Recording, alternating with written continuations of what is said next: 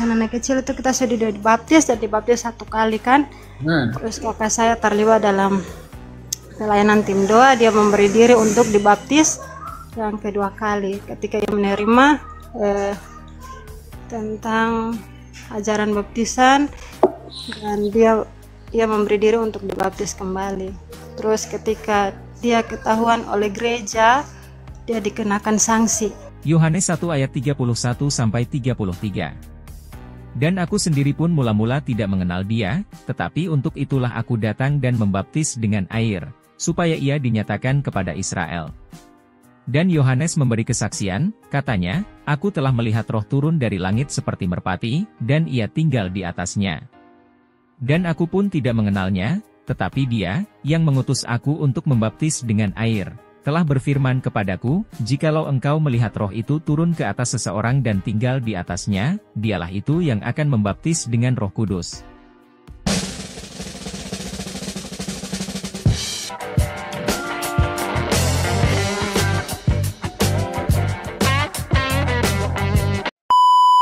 Bentar ya.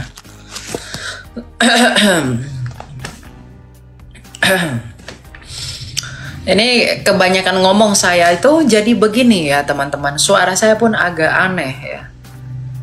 Memang beberapa minggu terakhir ini saya banyak ngomong nyanyi. Ya saya latihan kor, latihan ini. Ya, tapi nggak apa-apa lah. Kita bekerja bagi Allah.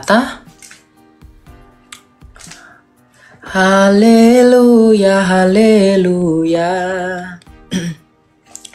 Haleluya, haleluya, haleluya.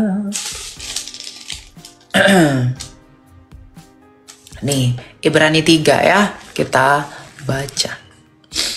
Sebab itu saudara-saudara yang kudus yang mendapat bagian dalam panggilan surgawi, perhatikanlah Yesus, Rasul dan Imam besar yang kita agui, yang setia kepada Dia yang telah menetapkannya, sebagaimana Musa pun setia dalam segenap rumahnya. Sebab Ia, Yesus, layak mendapat kemuliaan yang lebih besar daripada Musa, sama seperti orang yang membangun lebih dihormati daripada rumah yang dibangunnya. Sebab setiap rumah dibangun oleh seseorang, tetapi Allah lah yang membangun segala sesuatu. Musa memang setia dalam segenap rumahnya sebagai pelayan untuk memberi kesaksian tentang apa yang diberitakan kemudian. Tetapi Kristus setia sebagai anak yang bertanggung jawab atas rumahnya, dan rumahnya ialah kita, jika kita berpegang teguh kepada kepercayaan dan pengharapan yang kita megahkan. Ya, nah, ayat 14, Ibrani 4 ayat 14. Jadi, karena kita sekarang mempunyai imam besar agung yang telah melintasi semua langit, yaitu Yesus anak Allah, baiklah kita berpegang teguh pada pengakuan iman kita. Sebab imam besar yang kita punya bukanlah imam besar yang tidak dapat turut merasakan kelemahan kita. Sebaliknya sama seperti kita, ia telah dicobai dalam segala hal, hanya saja dia tidak berbuat dosa. Sebab itu, marilah kita dengan penuh keberanian menghampiri tahta anugerah, supaya kita menerima rahmat dan menemukan anugerah untuk mendapatkan pertolongan pada waktunya. Ya, sebab itu marilah kita dengan penuh keberanian menghampiri tahta anugerahnya Allah, supaya kita menerima rahmat. Jadi jangan takut menghampiri tahta Allah untuk mengampuni dosamu melalui Kristus. Jangan takut menghampiri tahta anugerah Allah di dalam Kristus untuk pengakuan dan pengampunan dosamu. Jangan takut, karena imam besar kita adalah imam besar agungnya kita. Ya, itu kekayaan iman Kristiani itu di situ. Ya, ini jangan takut. Jangan mau dituduh sama hantu belau itu ya. Ya, hantu-hantu belau itu yang buat kita itu ngerasa ngapain lah sama Tuhan? Ah, inilah itulah apalah. Ya, jangan mau dihasut ya. Oke. Ya, mungkin saya naikin ya lagi ya.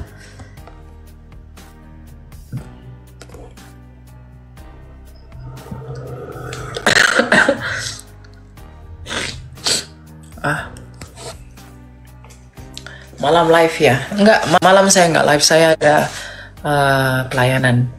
Silakan Erna Yunita. Halo, salam, selamat sore Kak Elia. Salam, selamat sore. Silakan. Terima kasih sudah diundang dalam room ini. Saya bertanya sedikit tentang pendapat Kak Elia tentang Apa itu? tentang tindakan gereja. Ada kakak saya itu, saya dari Protestan Kak Elia. Ya. Kakak saya itu seorang majelis jemaat diaken.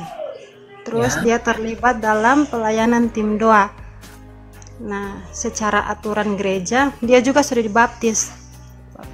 Secara kalau di dalam Protestan itu kan diakui hanya baptisan anak kecil. Waktu baptisan anak kecil itu kita sudah dibaptis dan dibaptis 1 kali kan.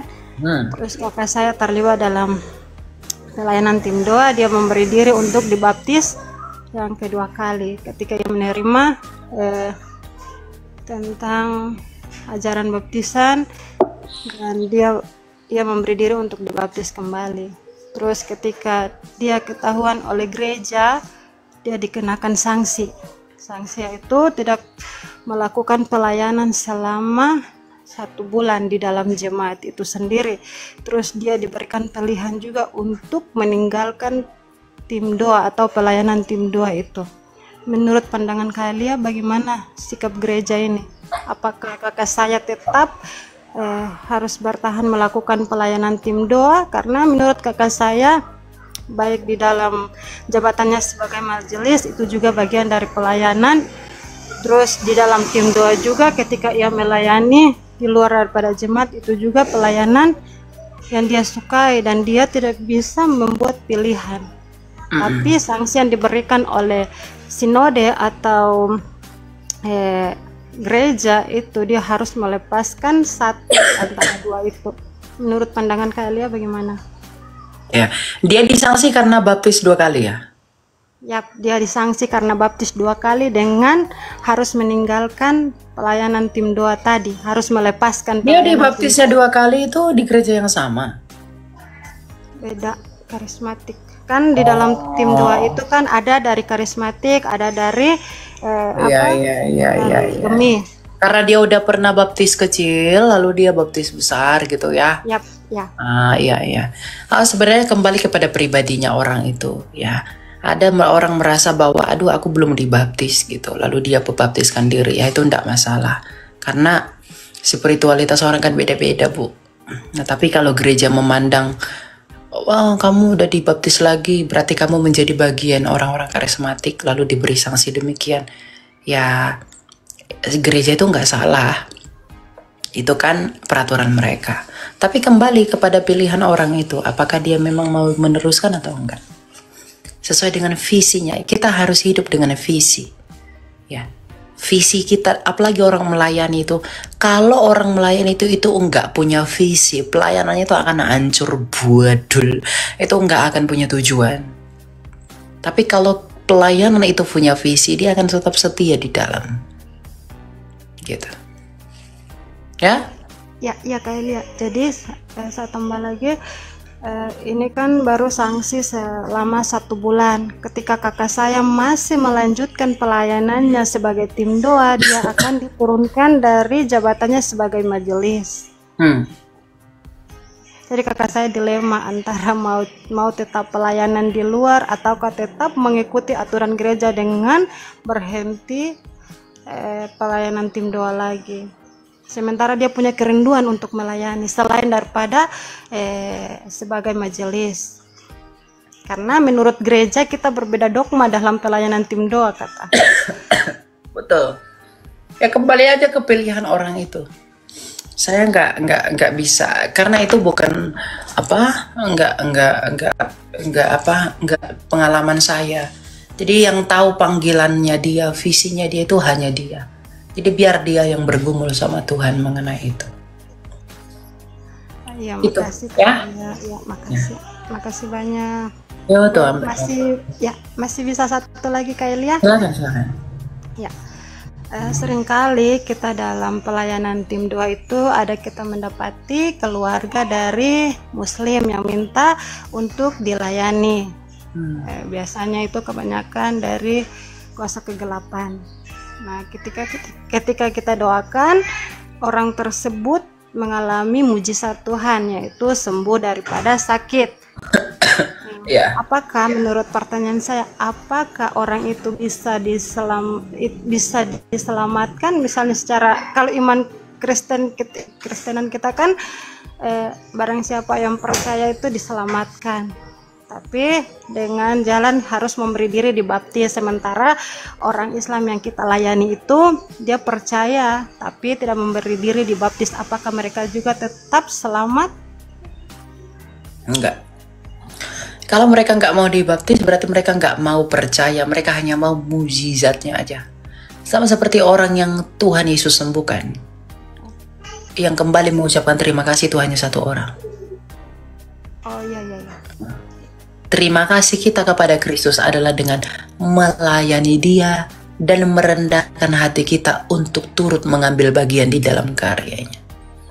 Jadi menerima Kristus itu adalah ucapan syukur kita dari kerendahan hati kita. Percaya Yesus atau tidaknya itu tentang kerendahan hati. Apakah kamu mau merendahkan hatimu bahwa kita bukan siapa-siapa? Ya, kalau orang bilang I'm not who. Kita ini bukan siapa-siapa. Layakkah kita yang berdosa ini menjangkau? Layakkah kita ini sombong, orang berdosa ini berhak mengatakan aku bisa ke surga dengan usahaku? Tinggi hati itu. Ya, jadi orang yang begitu tuh nggak ada keselamatan. Jadi jangan hanya diberi mujizat. Anda harus mengajari mereka dan menuntun mereka untuk datang kepada Kristus. Agar mereka bisa mengerti dan beriman kepada Dia yang telah menyelamatkan dan menyembuhkan mereka. Itu yang terpenting. Masalah mau kaki patah, mata agak gimana, kaki tangan patah atau apa itu enggak penting. Yang penting selamat secara rohani. Untuk apa kesembuhan duniawi? Untuk apa kita bugar, sehat bugar? Tetapi kita nggak percaya Yesus itu nggak apa, binasa, busuk juga itu. Tapi kalau dia sakit ya, tuh badannya nggak bagus apa gitu, tapi dia percaya Yesus, dia akan disempurnakan. Tadi kita udah baca dalam 1 Korintus. Nanti di hari kebangkitan. Jadi jangan takut ya, harus tetap. Kalau pelayanan itu penyembuhan dan lain-lain ada yang sembuh, itu tuntun kepada Kristus, bawa mereka kepada Kristus. Gitu ya. Siap Kak. Makasih banyak. Tuhan Yesus memberkati. Shalom. Ya tuh. Tuhan berkati ya. Bang, ada yang mau disampaikan Bang? Ngapain lah si Billy ini mau naik kan? Nggak ada tempat awareness di sini Billy. Nggak bisa kau naik ke roomku ini Billy. Bang CP ada yang mau disampaikan? Aku kayaknya mau prepare, aku mau melayani teman-teman karena jaraknya agak jauh, saya harus naik Grab ya. Ini ya mumpung cuacanya mendung enak ya kan. Jadi nggak kepanasan kita di motor itu. Karena kalau pakai mobil Grab mobil tuh lama, lemot. Tapi kalau motor tuh gitu. Cuacanya lagi mendung, Tuhan tuh memang baik ya. Tengoknya, si Elia ini lagi sakit dia gitu kan. Aku buatlah dulu mendung, tetapi nggak hujan, mendung aja. Gitu. Ya, oke lah. Bang CP ada yang mau disampaikan Bang?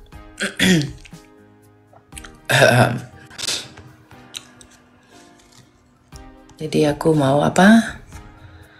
Mau ini agak jauh soalnya. Si Timothy request Timothy. Mau tanya apa kok Timothy?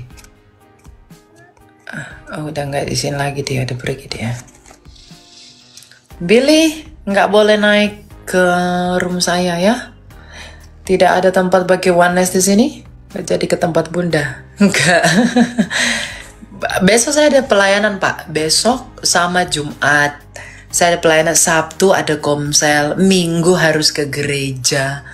Ya ndak apa? Minggu depan lah saya ke sana. Gitu. Oke, kalau begitu teman-teman, satu yang mau saya sampaikan ya. Ini tuh bukan anak saya ya. Ini tuh foto orang. Ini anak kecil lewat di TikTok ya. Tapi anak kecil ini menemani hari-hari saya. Saya nggak tahu ini anak siapa. Tapi dia sangat lucu dan menggemaskan. Jadi kalau saya galau, sedih, saya lihat mukanya aja saya udah seneng gitu. Ya. Jadi menaikkan imunitasnya Ilya tuh ya anak kecil ini. Dia dapat upah besar nanti. Oke, yang mau saya sampaikan adalah begini. Nanti malam saya nggak live, karena makanya saya live-nya sekarang.